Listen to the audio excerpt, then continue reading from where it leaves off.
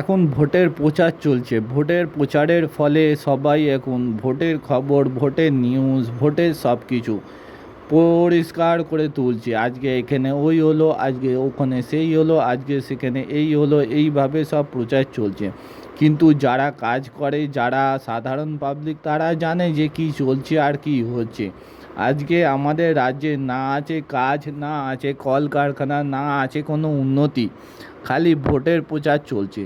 আজকে যদি আমাদের রাজ্যে কাজ থাকতো, তাহলে রাস্তায় ঘাট বাজারে এই রকম পরিষ্কার থাকতো, আর এই রকম অবস্থা থাকতো না।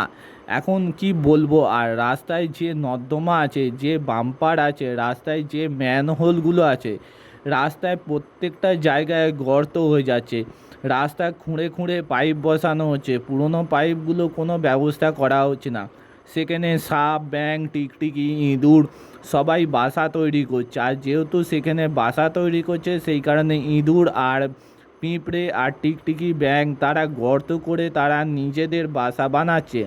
আমরাও যেমন ঢালাই করে বাড়ি বানাচ্ছি, তারাও সেই রকম বাসা বানাচ্ছে রাস্তার তলায়। তো তাতে রাস্তা যেখানে সেখানে বসে যাচ্ছে। তো আজকে যাদবপুর এরিয়া এবং যাদবপুরের আশেপাশে সমস্ত কিছু রাস্তার ছবি কীভাবে হচ্ছে না হচ্ছে, রাস্তার কী দশা, তার একটা কিছু মুহূর্ত আমি আপনাদের সঙ্গে তুলে ধরলাম। আপনারা দেখুন রাস্তাঘাট আর কি অবস্থা, নোংরা কি অবস্থা। এইগুলো মানুষের শিক্ষিতর অভাব এবং শিক্ষিত মানুষের পরিচয়। যেখানে সেখানে ময়লা, আশেপাশের পুকুর, গাছপালা সব কেটে দিয়ে সব কিছু নোংরা করে আজকে এই দশা করে রেখেছে পুরো যাদবপুর এলাকা। কোথাও কোথাও রাস্তা ভালো, কোথাও কোথাও রাস্তা খারাপ।